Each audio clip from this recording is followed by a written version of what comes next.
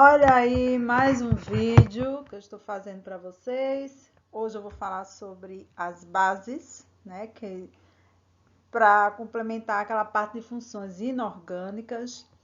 Embora eu sei que alguns alunos vão assistir e eu algumas vezes faço esses vídeos muito irritada porque ninguém vai assistir mesmo.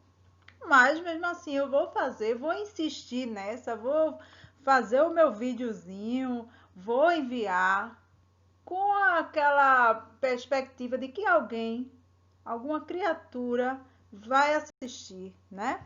Então vamos ver aqui. Olha, se a gente for comparar aí bases com ácidos, tenha em mente que as bases são o inverso dos ácidos, tá? Então, enquanto os ácidos têm sabor azedo, as bases têm sabor adstringente, que é aquele sabor que trava na língua. Quando você come banana verde ou chupa caju, você sente aquela trava na língua, não é? Algumas pessoas chamam de ranço. Então, é um sabor mais ou menos assim.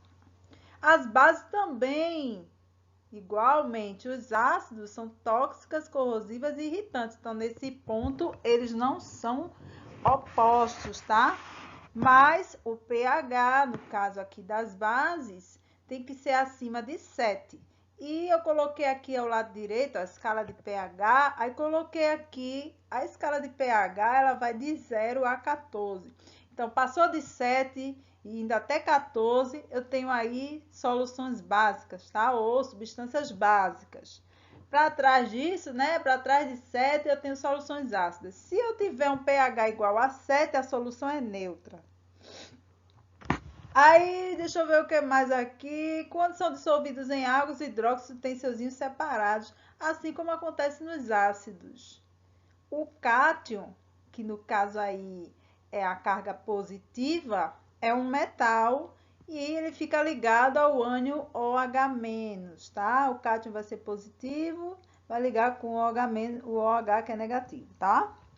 As bases também transferem corrente elétrica, né? Já que quando eles são dissolvidos em água, tem seus íons separados, então as cargas positivas se separam das negativas, e aí ele vai conduzir corrente elétrica também como o ácido, né? Então, duas coisas em comum aí. Podem ser tóxicas, corrosivas e irritantes, igualmente aos ácidos, e também conduzem corrente elétrica, tá?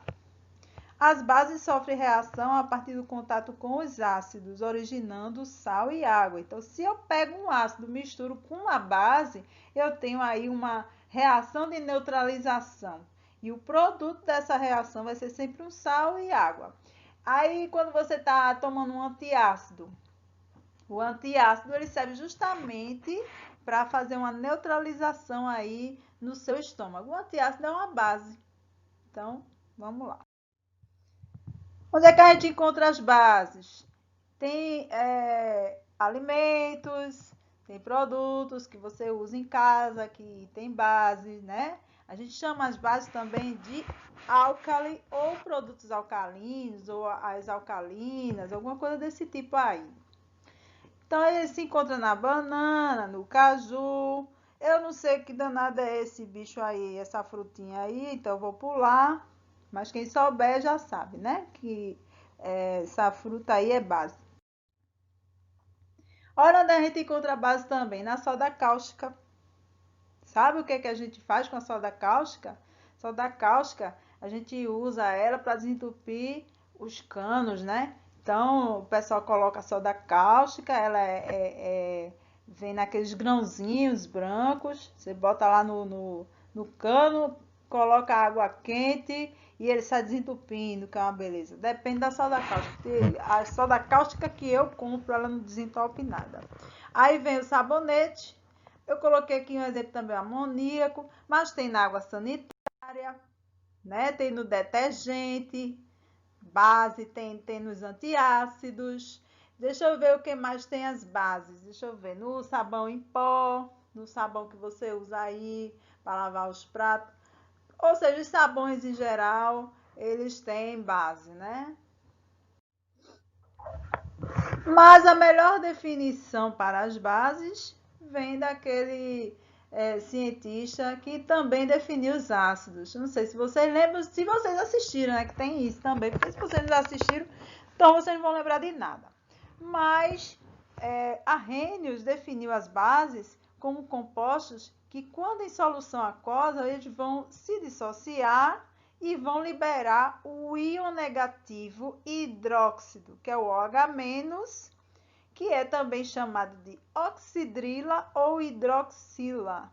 Vamos ver o exemplo aí, ó. Tem o NaOH, ele está se dissociando quando ele se desmanchou em água, né? Que aqui eu não coloquei a água, mas tudo bem, deixa para lá. Mas aqui é só para mostrar a dissociação.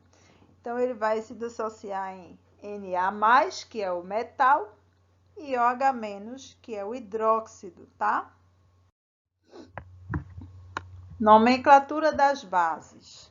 É muito simples nomear uma base. É só você colocar hidróxido de e nome do metal. Só isso. Hidróxido de nome do metal. Aí, veja.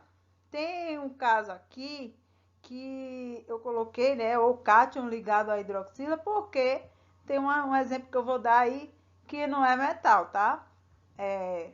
Vamos ver o primeiro exemplo. É o NaOH, que é o hidróxido de... E o metal que ele está ligado é o sódio, né? Que é o Na, tá?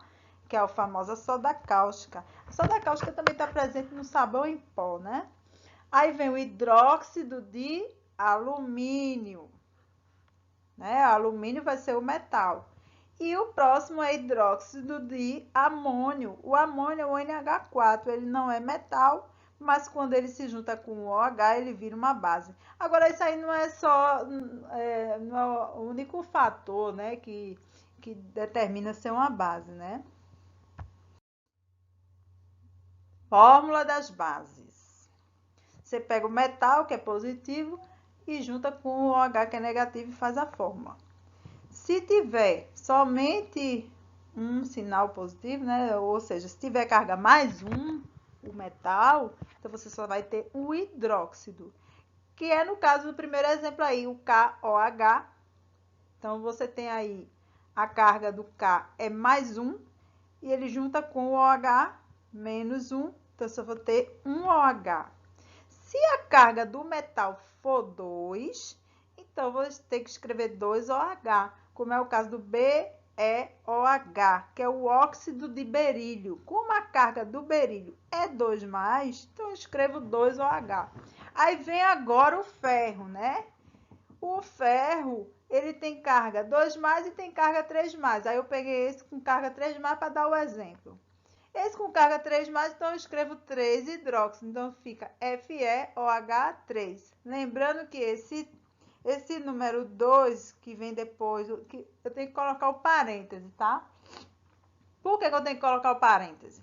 Porque eu estou botando aí 2 hidróxido, não é isso? No outro, eu estou colocando 3 hidróxido. Então, eu tenho que colocar o parêntese, porque se eu não colocar, vai ficar 2 hidrogênio e o oxigênio vai ficar sobrando. Sobrando não, faltando no caso, né? Então, olhando para a fórmula novamente, vamos ver aí. Eu pego o metal com o OH junto os dois. Aí a quantidade de OH vai depender da carga do metal. Se a carga for mais um, eu escrevo um OH e eu não preciso colocar o parêntese para escrever um OH só. Se eu tenho metal com carga 2+, então eu escrevo 2 OH. Aí eu tenho que botar o parêntese, que é para dizer que eu estou escrevendo 2 vezes o OH. E tem aí o ferro, o óxido de ferro 3, né? O óxido de ferro. No caso, eu tenho que escrever 3OH, ou 3 hidróxido. Como é que a gente vai se basear aí na fórmula das bases? Olha, eu coloquei a tabela de cátions, que são os íons positivos. A maioria dos cátions aí são metais. Quem não é metal aí? É o hidrogênio, o H+, o H3O+, que é o hidrônio, e o NH4+, que é a amônia, tá? Mas o resto é tudo metal. Aí você vê aí, se você observar direitinho, as colunas, já tem os elementos com carga +1, os elementos com carga +2, os elementos com carga +3, os elementos com carga +4. É justamente aí nessa tabelinha de cátions que você vai juntar o OH. Lembrando que nem todos vão formar bases, tá? Os metais e o NH4 formam a base. Lembrando isso.